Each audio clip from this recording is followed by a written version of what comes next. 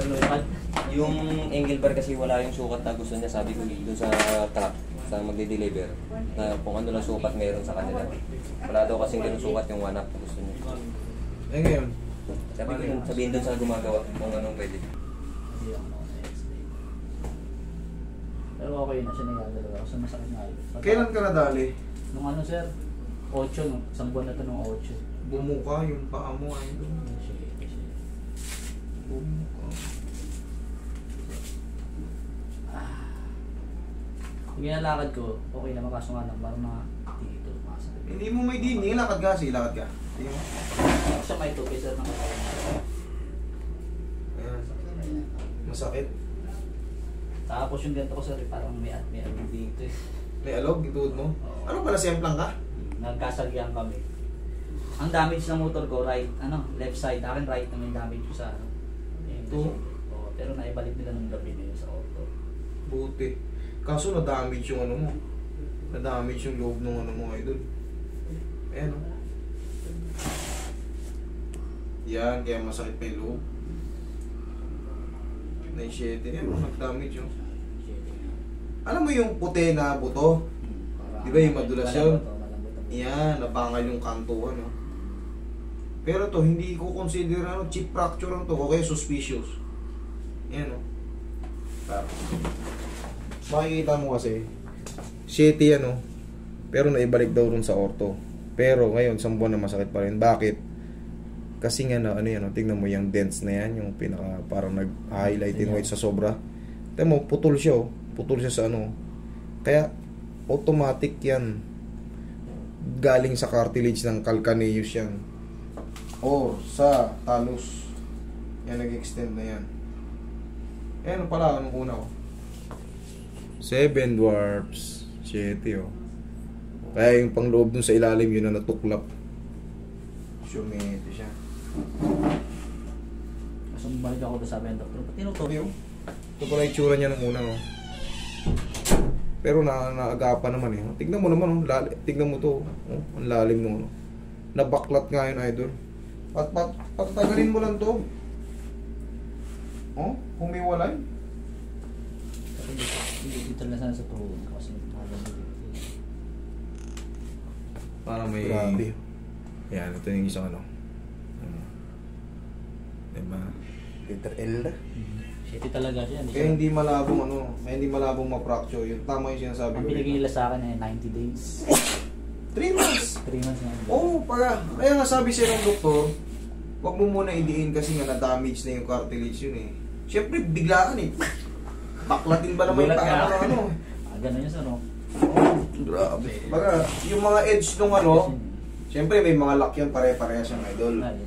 May lock yan. Ang nangyari sa'yo, itong mga ganito, ito, nakikita natin may basag, ito, idol, yung pinaka-lock dito, nabangal yan. Kaya sinabi sa'yo ng doktor, 90 days, huwag mo munang idiin kasi nga, siyempre, yung mga granules na yun, tatama yun.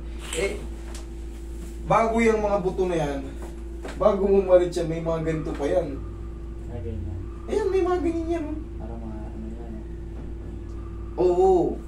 Diba? Kaya, maraming mamamaga pa rin sa loob. Pero ngayon, nakakaisang buwan ka na, puti na ibalik, ang mahalaga na ibalik. Kasi sa susunod, hindi ka na makakalakad pag di na ibalik. Patatagalin lang yan, kasi siyempre sa edad binabasihan yan eh. Pag bata kasi, kahit mga 1.5 months na, mabilis ang metabolism. Pero pag gano'n na tayo, 30, 40, medyo bumabagal na yung metabolism natin. Pero kung mga 20 pa lang tayo, kaya nga balik na siya sa akin, 2 beses sa isang araw nito. Ano yan o? Yan o. Siyempre, ayoko rin magmalingat. Kumbaga, yung nakikita ko, yun yung ini-explain ko sa'yo. Tama talaga yung doktor na mag-ipahinga mo lang. Isang buwan pa lang eh. Hindi pa ka tinuturo niya yun sa meeting. Sige, higa ka. Dito naman sa tuhod mo. Pero obserbahan mo kung anong mas maganda. Malalaman mo nung pag in-adjust natin. Safe naman yun kasi pahatak to, safe to. Walang magiging problema kasi hindi ko babaliin eh. Kasi nakadiretso na siya kumbaga. Diretso na yun, nakahatakin na lang yan. Kasi sa tuhod mo sir. Sa tuhod mo. Napalatan sa tuhod. Kasi di ba nung pag-landing ko, parang gumanon siya di ba? Kasi di ba na-shady yung paa ko? Nadamay sa pang joint. Sige. straight mo yung paa ko, sir. Tignan mo yung tsura ng paa mo, kulay violet pa. Mas wala, tignan mo sa yung picture, pakita ko sa iyo una. Akin na. Tapos yung picture ng paa ko, ng bit ng sinigit ko. Maawa ka talaga sa paa ko eh. Show ko yan. Motor ko nga. Saan ko? Yan, yung paa ko, sir. Tignan mo, yan. Ba, ubi halaya? Oo, tignan mo. Tuloy-tuloy yan. May sugat pa. Pero ito, medyo nakagaling yung sugat dito. Pero ang daming ubi. Dahil ubi dami natin dito niya, sir. Tapos yung naipit niya parang dito. Meron dito po. Ayan o. Yan. Wala na nga yan. Ay, aral na yan sa atin. Huwag tayo masyadong mabilis mag-drive. Sige. Ano lang, tandaan natin, mag-iingat kasi may nag-aantay sa inyo. Yun ang palagi nyo yan. Mag-iingat tayo sa pagbiyahe kasi isipin natin may nag-aantay sa atin. Yun lang. Himingat kayo. Ating Manaya Keka. Tama ba mga Kapampangan? Nabasa ko lang yun. Ipapalaganap natin sa Pampanga. Mimingat kayo. Ating Manaya Keka.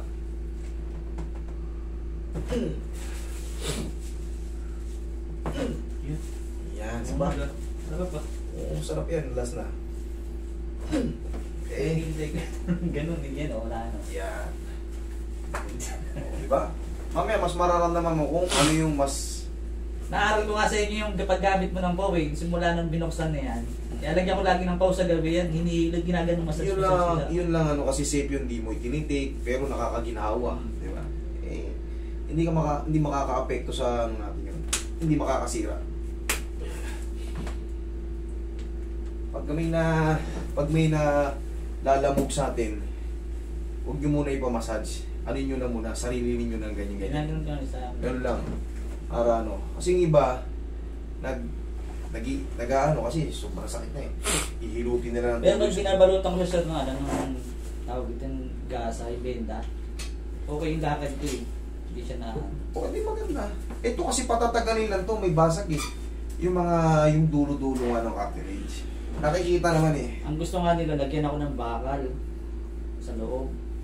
Yung sa pinakaganto, Oh, di mo pinayagan.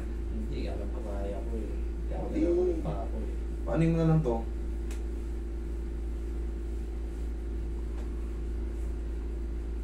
Kaya mo naman pala eh. Tsaga-tsaga lang ng konti. Huwag mo muna idiin to. Kaya mo lang muna kasi baka masira lang yung makantuhan ng ano. Ang bumili ko ng yung supporter sa Lazada, yung may bakal. Mukhang bandage na maganda dyan, Roy. Asan ba yung bandage mong dala? Wala na sir eh. Ano sa paa? Tingin mo na pa-massage, Roy. Uminit oh. Uminit yun dito. Sarap yung nahatak sa ilalim sa may sakong. May gumalaw eh. Yung ramdam ko, lumagutok siya eh. May gumalaw. Safe naman yun kahit naka-7. Nakita niyo yung ginawa ko, naka-7. Sabi ko nga sa doktor, teka na sir, maglalagay akong bubusa rin. Ngayon, dalawasin ko. Itataka agad eh. Kasi nalalayan dito. Hindi kasi, nasa ano ka pa eh. Kumbaga, yung adrenaline rush mo nandun pa. Sariwa pa siya. Hatake na kagad. Sariwa pa siya. Kasi pag tumagal pa yan ng mga ilang oras, Ano yun sir, nawat pa ng 2 oras mahigit. Abong di ba bebeke ko na ambulansya, natatagtag ako, napakasakit na. habang tumatagal yun, masakit na masakit na. Isang sakitan na lang. Sabi ko nga, gawin nyo lahat para may balik nyo yung kaka ko. Sakit eh. Habang buhay mo nang dadalhin yun. Kasi dito Shit, kapit pag yung mga, tumigas na. di ba dito nga taon pa yung mga pumunta dyan, naka-7 yung paa nila, hindi na ibalik. Pagka tumigas na to, wala na. Hindi na kaya. Kahit gaano kagaling yun. Kahit sandalin yun. Kahit ako magbayad. Kung bagay natubuhan na lang niya, di ba sa loob? Maliban na lang kung pipiliting operahin. Ito kailangan masuportahan mo. Hindi ito, yan o. Damage yan, idol. Sabi pag shakers pa sa amin. Nato, kaya mo, galing mo, naglalakad-lakad siya na. Oh, check mo. Tingnan mo kung ano mas mapati yung tuho mo. Check mo. Chinelas ka, idol. Baka madulas ka eh.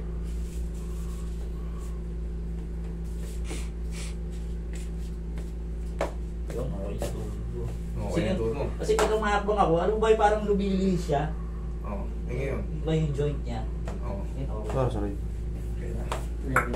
Suot pa naman, suot. Thank you Lord, syempre. Si Lord ang... Malaki talaga pala nalim, sabi ko babalik to kahit di Yes! ako pero eh. Mabalik yan. Ang mahalaga, magpasalamat ka rin sa doktor mo, magaling, inasikaso ko na maayos. Para po yung doktor siya. Tatlo